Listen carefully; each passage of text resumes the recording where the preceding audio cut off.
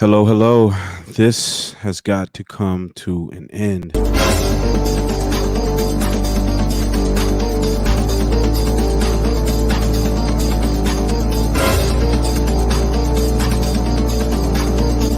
And you ain't black.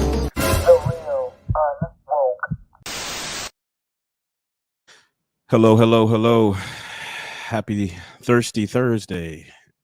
Happy Thirsty Thursdays. Yes, we are a bit of off on a late start, but nonetheless, we are here.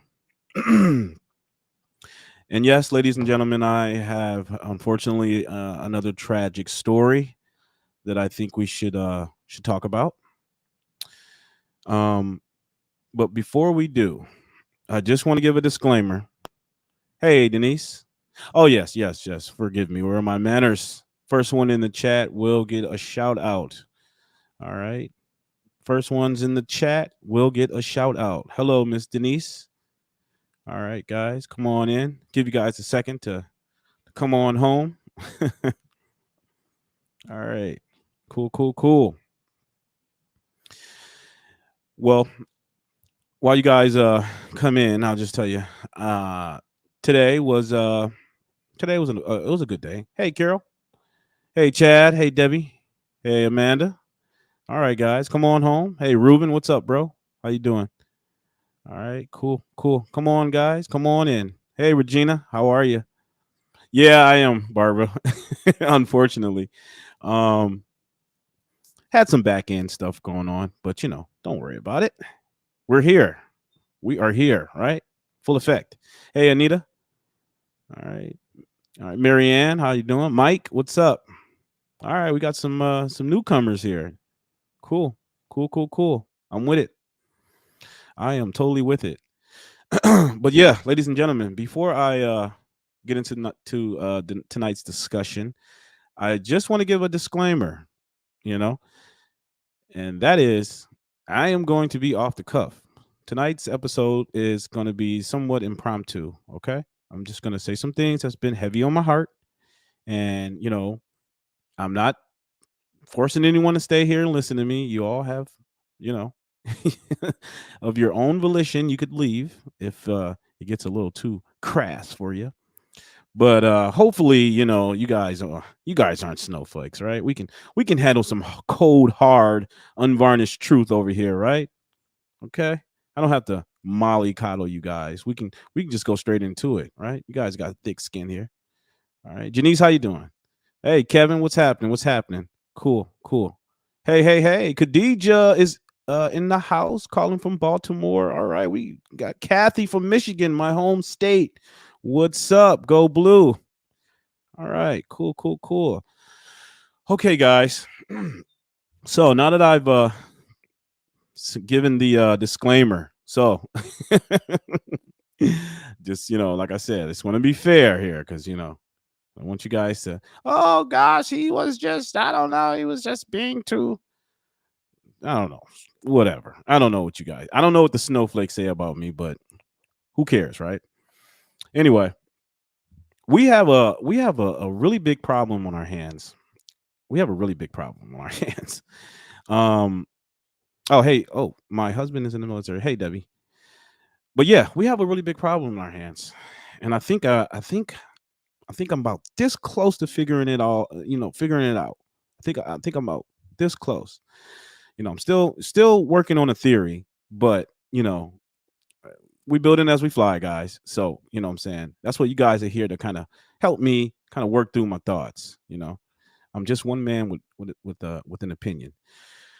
But since the early 60s, we've spent about, I don't know, roughly $20 trillion on fighting on the poverty war on poverty. And I don't know about you guys, but I don't see anything. I don't see any real results from that. I don't see anything that's come from that. Actually, in fact, what I see is more degradation, more moral decline, and particularly with regards to Black America. Guys, I'm just going to say it. There's no such thing as a Black community. Okay. I'm just going to say it. There is no such thing as a Black community. All right. I know you guys may hear people say, "Oh, this is for the black community. Yeah, we're gonna, we gotta." No, it doesn't exist. It doesn't exist. Oh yeah, yeah, right, Barbara. Come on, guys, get those likes up. Come on. No, we got more people in here. You guys, come on, hit that like button. Go to the YouTube, share, share, share, subscribe. Come on, guys. Give a brother some love here, okay? Like I said, I'm getting some things off my heart. So, but again, back to what I was saying. We do not have a black community. It is virtually defunct. It does not exist. Okay, and I say that because this heinous act, this heinous, egregious act that was perpetrated against this helpless woman happens to come from someone who shares my reflection. Happens to come from someone who shares my reflection. Why do you care, Neil? Why do you care? Well, because the majority of us don't, It's a handful of us who like to point out the inconvenient truth. And I happen to be one of them. Okay? Um, black on black crime is a real thing. Okay? Uh, families, no. I used to think once upon a time ago that the solution to the problem would be just rebuilding families, because families are the building blocks of a community, correct? Is that correct? Families are the building blocks of communities. But you look at the black community, or, quote unquote, black community. Melt the snowflakes. No, I'm gonna take it easy on him, Kazi. I'm gonna take it easy on him. We're gonna get into it, Raquel. We're gonna get into it. But what I'm saying is, if you look at the black community, there's no semblance of a community. There's no cohesion.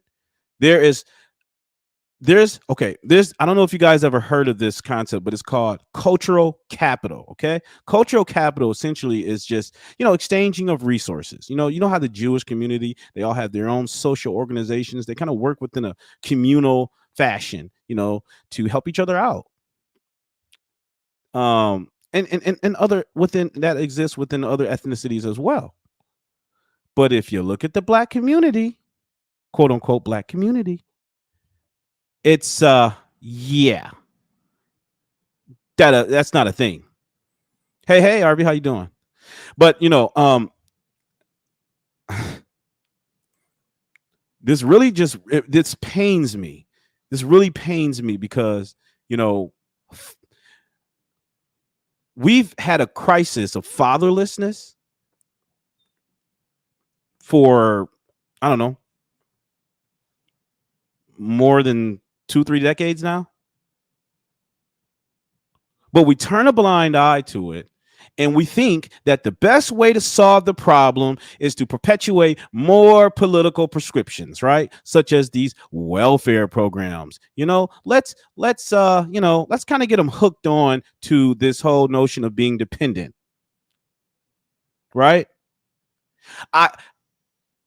It saddens me. It saddens me that there is such a low standard for Black America. It saddens me. It's called soft bigotry of low expectations. I'm going to say that again. Soft bigotry of low expectations. Okay? But before we're going to talk, guys. We're going to talk, and quite frankly, I'm going to be direct because, like I said, I've kind of been postulating these things for some time now. And look, I'm just going to let it all out. So, okay. All right. So here we go, guys. Tell me how we went from this. And what I'm about to show you is, you guys remember a year ago where they had the whole Stop the Asian Hate campaign. Remember that? The Stop the Asian Hate campaign, right? All these crimes were being perpetuated against Asians?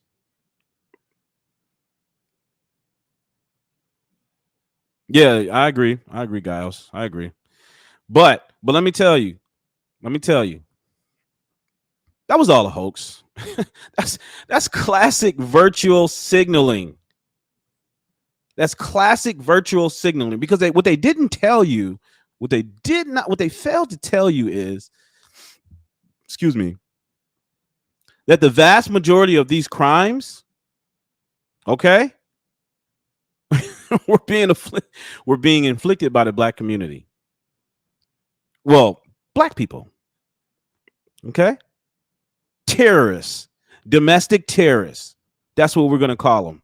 Domestic terrorists. Now, am I saying all black people are bad? Come on, people. That's not what I'm saying. I'm saying there's a subset of people within black America that are responsible for the majority of the heinous crimes that are taking place today. And the solution that we propose as Americans is that, they just need more access. They need better resources, right?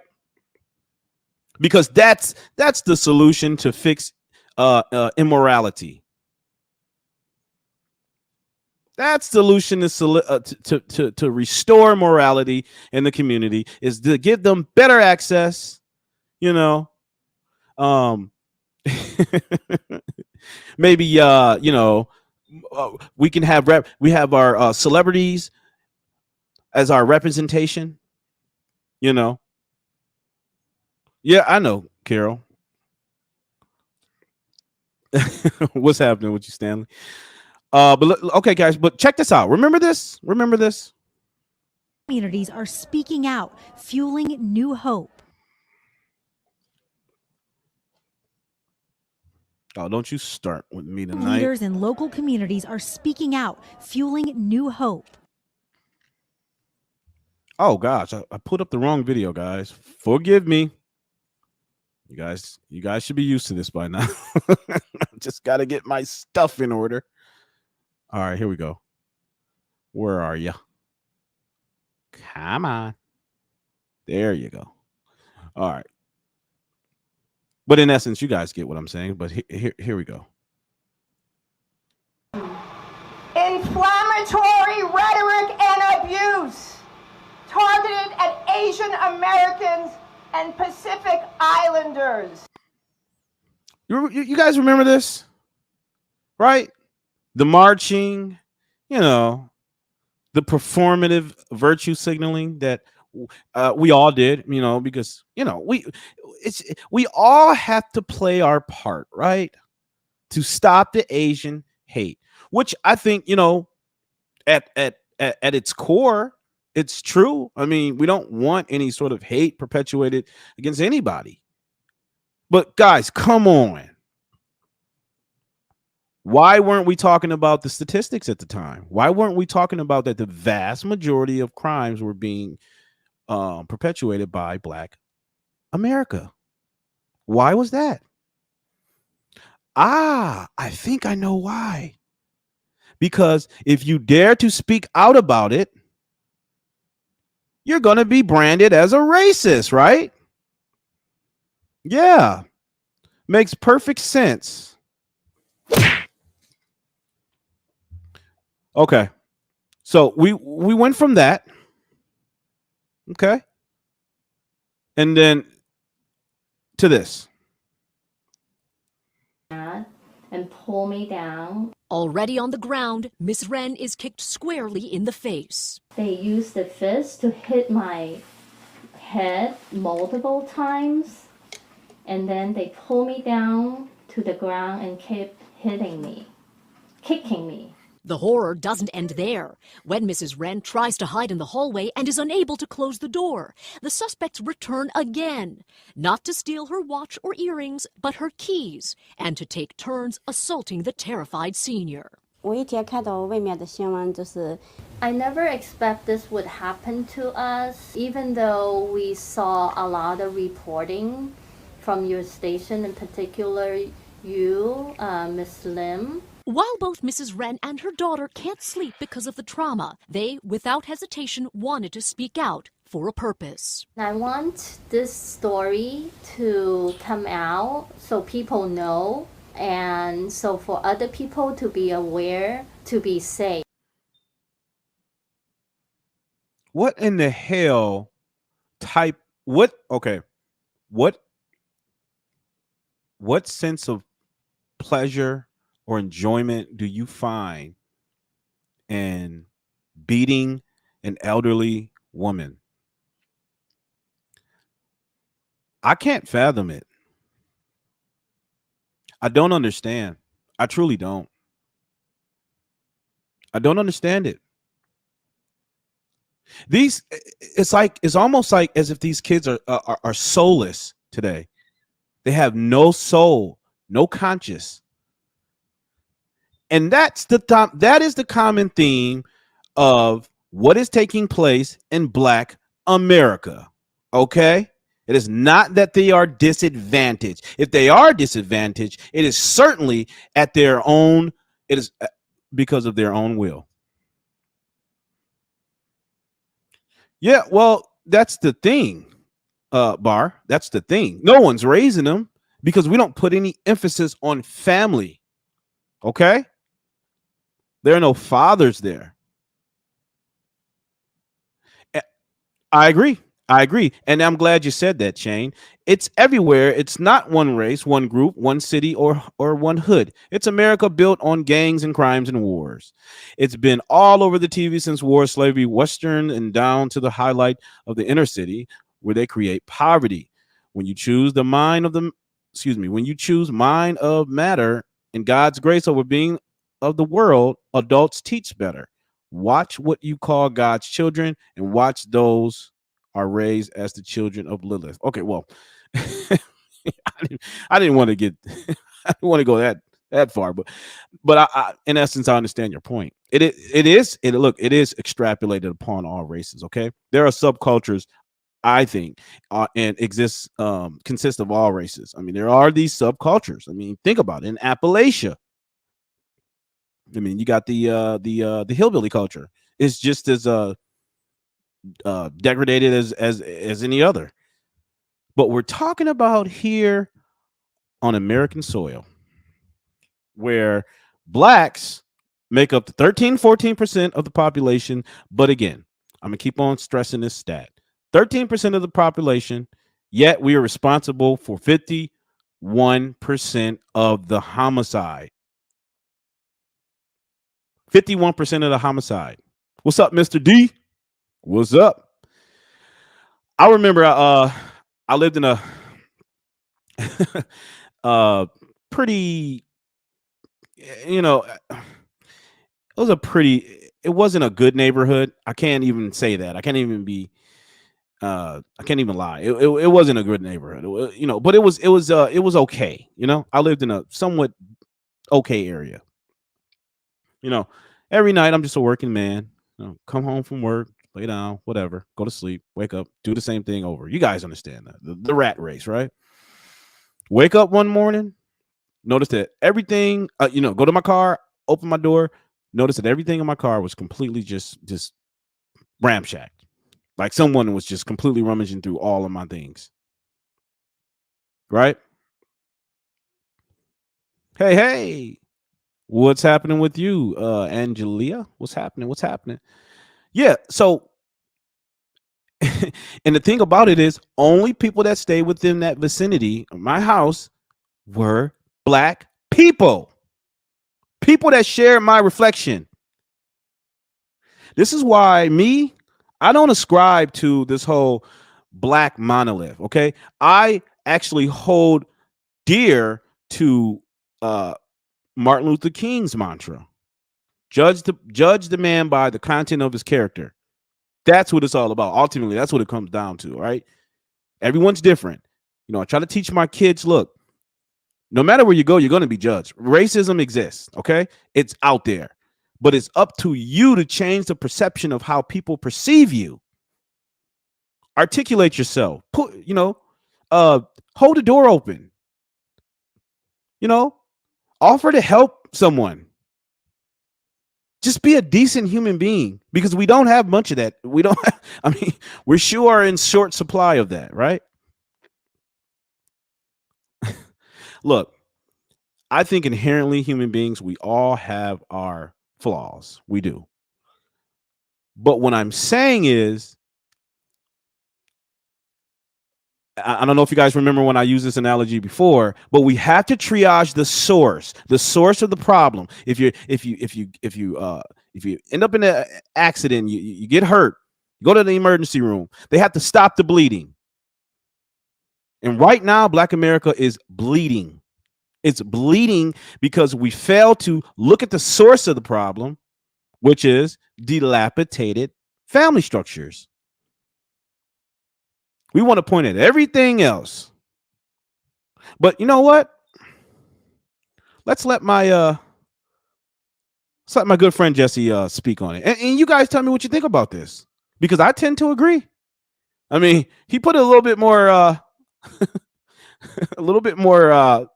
simpler than I did. But tell me what you guys think. Hold up.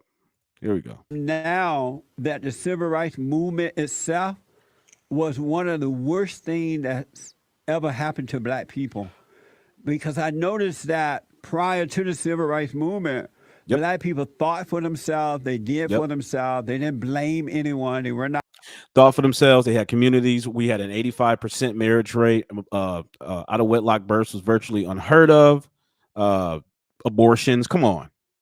That wasn't a thing. You were ostracized if you were a single mom, ostracized from the community. We had shame. Remember that word, folks? Shame, you know? Built schools, professionals. Come on. I hated white people.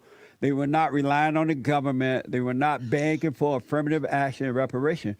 But after the civil rights movement started, the Blacks turned their lives over to the so-called civil rights leaders and over to the Democratic Party, and they have not recovered. They have only gotten worse instead of getting better.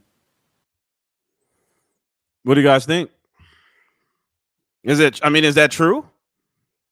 Prior to the civil rights movement, were Black people, was Black America in better shape? What do you think?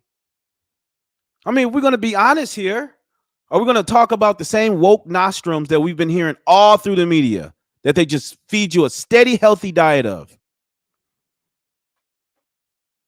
Right? We're going to keep on harping on the fact that slavery was a thing. I mean, notwithstanding slavery was a thing, internationally. I mean, it was an international enterprise, took place all over the world. Are we going to keep on harping on that? Is that what we're going to do here? Because if we do, I just got one word for you. What the? Yeah. But hold up. I've got more. Hold up. So check this out. This is a woman who has lived in that in the halcyon days of the 50s, when things were great. Communities were aligned. Family structure was in families were intact. We had morality. God was the head of our household. Remember that? All right, I'll let you guys listen to what she has to say here. We have become too comfortable. We think we don't have to do. Nope. That we're going to make it anyhow. And I think that parents have allowed the children to get away with too much as far as education is concerned, not being as strict as they would have been if the schools had remained Black, because of the fact that you would have Black teachers, and those Black teachers would be as strict, I feel, on a Black child. You know. Yep. Absolutely. I mean, there was a point in time, and I don't know this. Of course, you guys know I'm 35 years old. Well, yeah, 35. Yeah, that's right. But I wasn't old enough to experience this. However, I was a very inquisitive young lad, so I always asked my grandmother how things were, when she was younger, and my parents and my uncles. I always sit down. I was interested in these stories because I don't know. I've always been so curious as to how did things become so progressively worse. I've always wondered about that. You know, how is it that how is it that black people aren't as prosperous as white people? I mean, come on. Look, I got to be honest. You do the social comparison at a young age. And I don't know. I mean, maybe I was just a very intuitive young man, but I thought about these things and I thought about them frequently. So I would ask questions. And my grandmother, she was she was delighted to sit down with me and talk about the glory days, but some of my uncles, they weren't too thrilled about it because they don't really you're my nephew. Yeah, well, there you go. My uncles weren't too they weren't too apt about talking about it as much, not as much as my grandmother. Rest her soul. I love my grandmother, but she is with the Lord. All right, so hold up. We got more, guys. We got more. We've got more. I am unwoking you guys right now. Unwoke. Let's unwoke together. So yeah, I just want to let you. I want to let white America know. I want to give white America a message. White America, this is the PSA for you. Okay.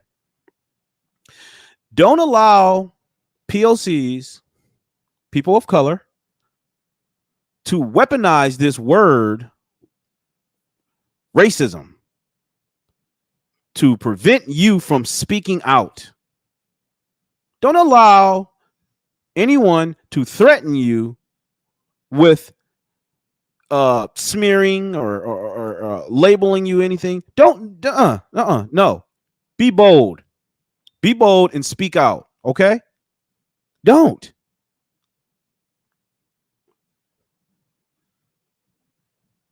And I take umbrage to that. I take umbrage to the fact that, some of my white colleagues, they fear having certain types of conversation with me because they don't know if I'm just that type of black person that's gonna be easily offended. But sometimes they want to have actual, real, authentic conversation with me, but they fear how I might respond because black people are typically very reactive, very reactionary. Excuse me. So you just never know which one you're gonna get, right?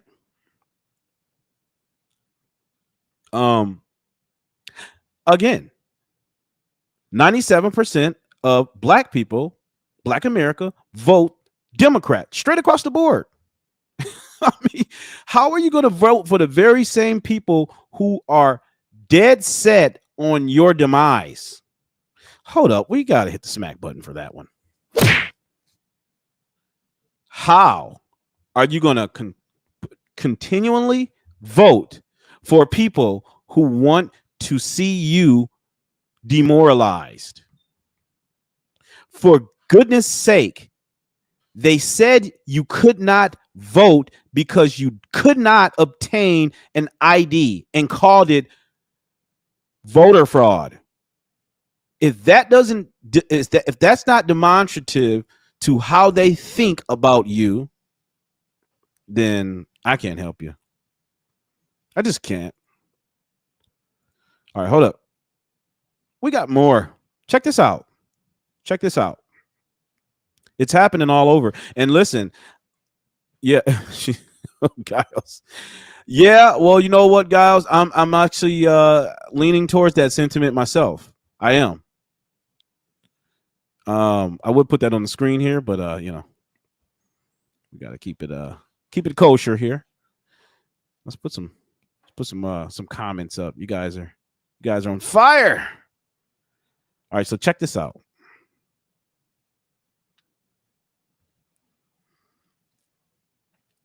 Check this out.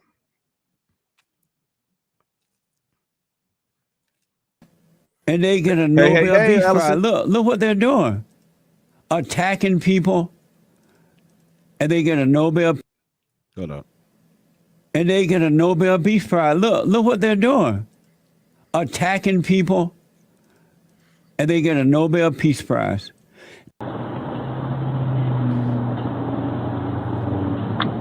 Real quick before this video ensues, I just want to tell you. So this guy, he's a DoorDash worker, driver or whatever, and he pretty much sets up the customer for a home invasion. Which, in my opinion, my humble opinion, I think he might have been coerced or paid off. But you guys watch and you be the judge. But like I said, he's a DoorDash guy. Shout out, Mr. D.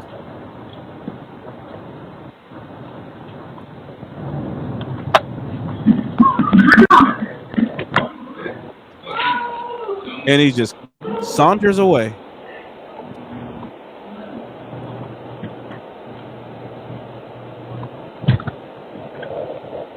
Man, I wish it wasn't so choppy. Sorry about that, guys. But did you see that? Yeah. Customer expected to eat his food, and next thing you know, a group of hoodlums robs him.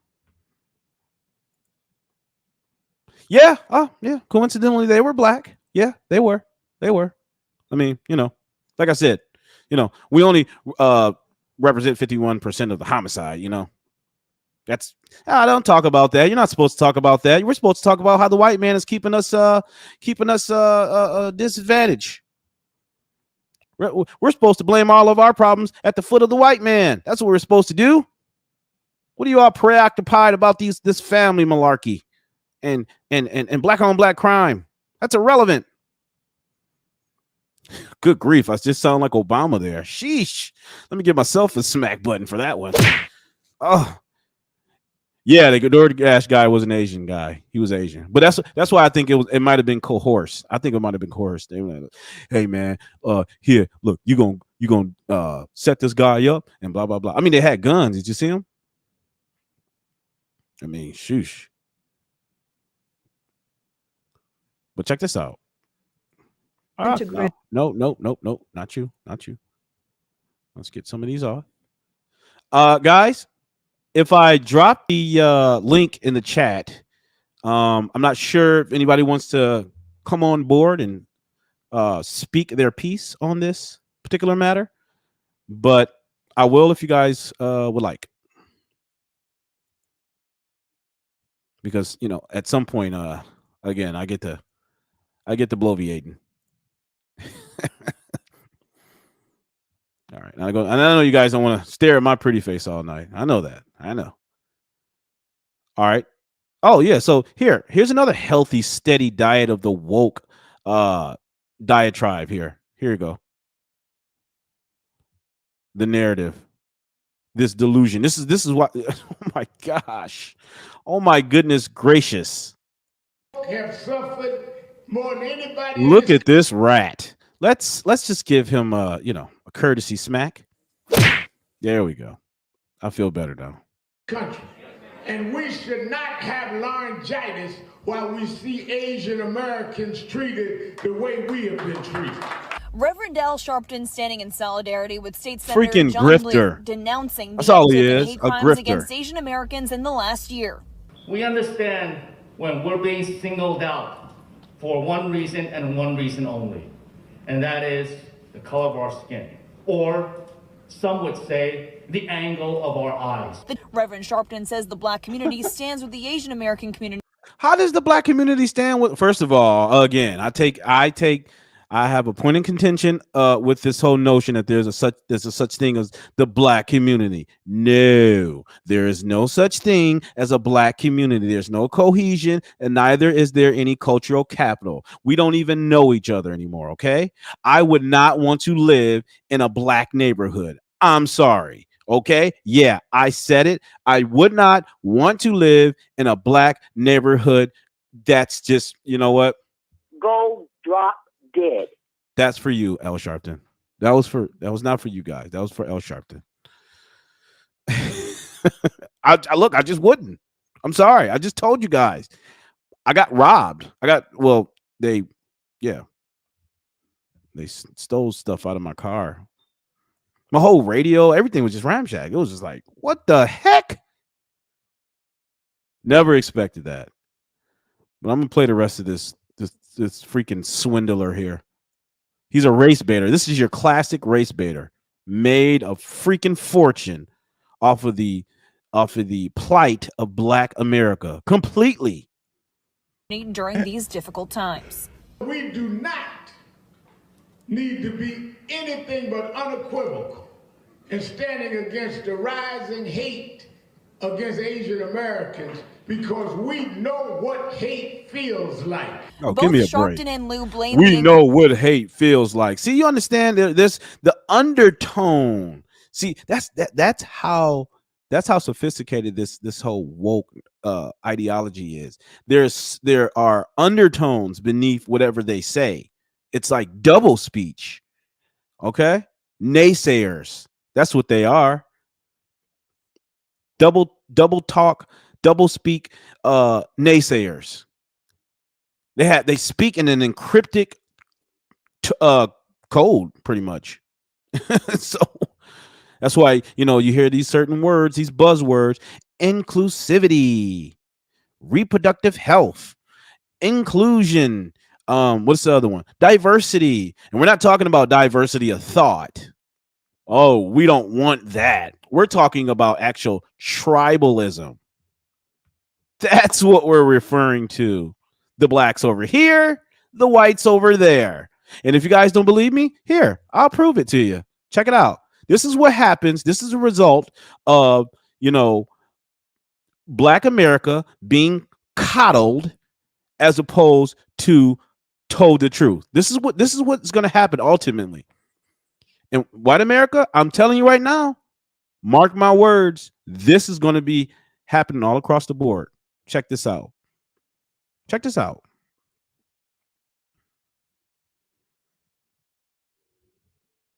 Check this out. If y'all didn't know, this is the MSC, and frankly, there's just too many white people in here, and this is a space for people of color. So just be really cognizant of the space that you're taking up, because it does make some of us POCs uncomfortable when we see too many white people in here. It's only been open for 4 days, and frankly, there's the whole university for a lot of y'all to be at, and there's very few spaces for us. So keep that in mind. Thank you. Yep. She's heralded for that. Let's give her a courtesy smack. Because all I heard was gobberdy. That's all I heard. A bunch of words, meaningless words that did not mean that fell on deaf ears. But to the woke, to the anointed, the enlightened, anointed, this is their lexicon. This is their dialect. This is what they speak. White America? Yeah, I know. I got that from Hodge Twins, Barbara. Leave me alone, Barbara. Leave me alone. But white America, what are you going to do if things start kind of going in that direction? I mean, what are you guys going to do? I mean, what's going to happen once we get to that point where we're actually, blacks are ushering reinstituting segregation? That's essentially what they're advocating for, right? They want to go back to segregation. We have ours, you have yours. Failing to realize that America, the whole idea of America, is an idea. Okay? It's a value structure. Our Constitution is an idea. In my humble view, it's God blessed. It's a God blessed idea. Thank you, Debbie. Good grief. I'm sorry, guys. I haven't even put your comments up here. Let me read some of your comments. Swans or something else there calling here in September. Okay, not sure what that is. We got the courtesy smack there. Yeah. I'm just a nice guy. Neil, I just stay at home as much as possible. No, don't do that, Allison. You got to get out. I mean, listen, The world is a beautiful place. God made a beautiful, beautiful earth. I mean, our planet is beautiful.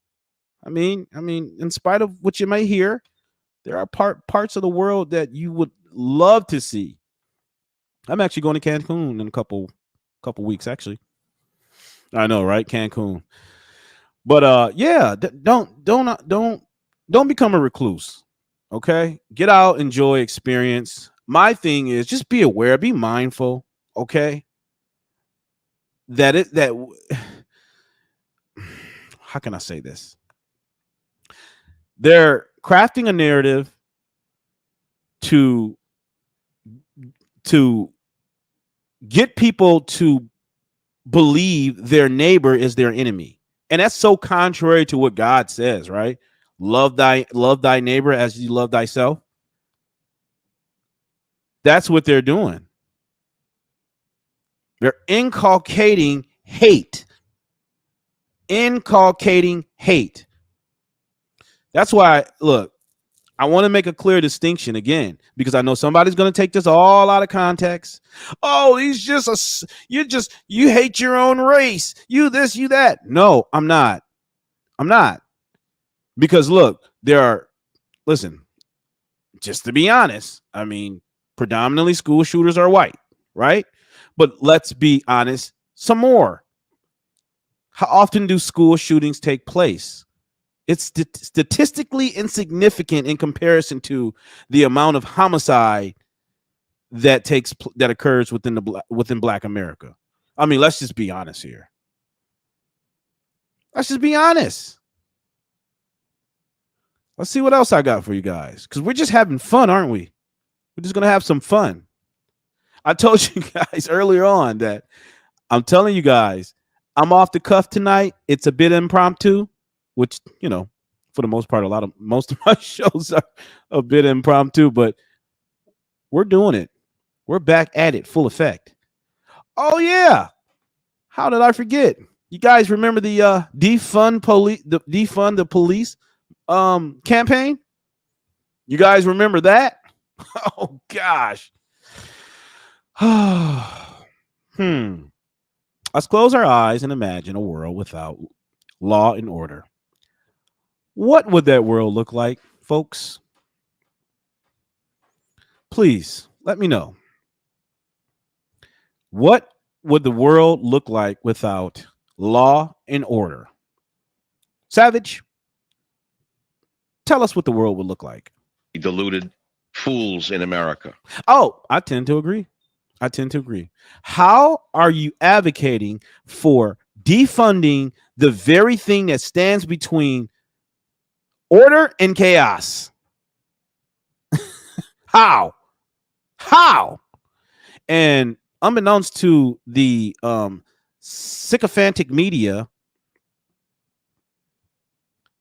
extracting the police officers from Black neighborhoods, it's only going to be to their detriment.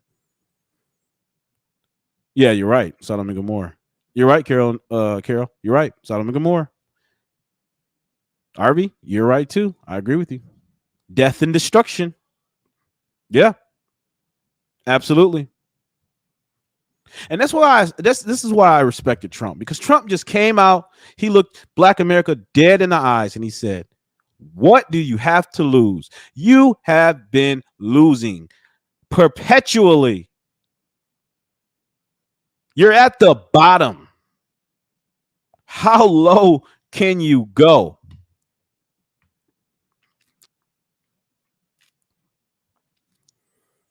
Well, guys, perhaps, look, I'm not saying that there aren't bad apples in all aspects in life.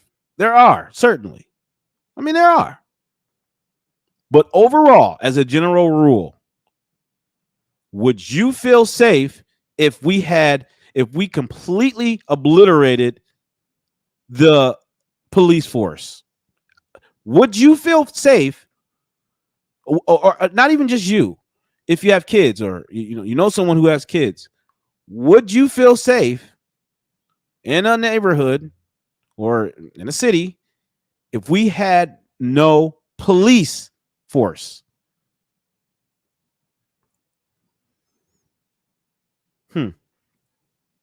I know the answer to that. You got to tell me. Look, when I heard this whole defund the police campaign, you know the first thing that came to my mind? Hold up. Where is it? Gosh, I got to get better at this. Yeah, the first thing that came to my mind when I heard people out there championing to defund police, I said, oh, gosh. Uh-oh, retard alert. Retard alert, class. Uh-oh, they're on the march again. They're on the run. Yeah, you're right. Can't get rid of the police. You're right. But they can certainly what is it? Cut their funding. They can certainly do that, making it extraordinarily difficult for cops to do their job, police officers to do their job. That's what they can do. I mean, I don't know if you guys just heard. You can look this up. I should have got it, but an entire police force just totally resigned and walked out in a small town. They just said, "Screw it, we're out. We're done. We can't even do our jobs here." But yeah, hold up. Let's hear what this woman has to say here about the. Here we go.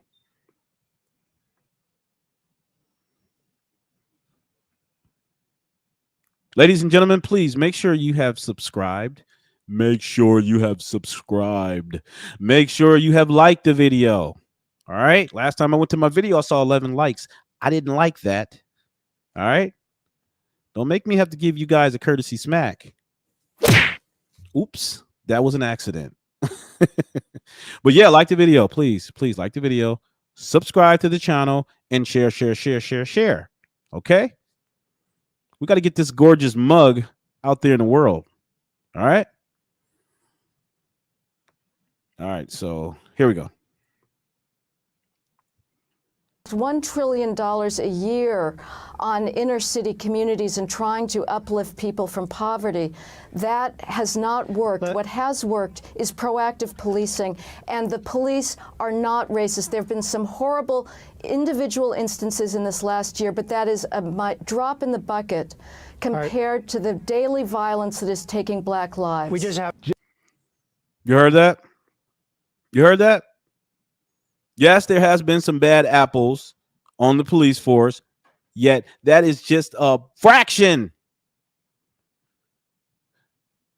compared to what's taking place in Chicago right now at this very second, or Baltimore.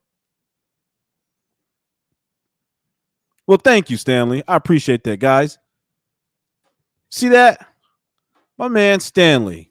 All right. That's what I like to hear, man. Oh, man, I'll give you handsome, gorgeous. Slow your roll, Barbara. Sheesh. Slow your roll. All right, ladies and gentlemen, I think that'll probably do it for tonight. Like the video, share, subscribe, all that good stuff, all that jazz. I appreciate you guys being with me tonight. You helped me. This is very therapeutic, you know, whether you guys know it or not.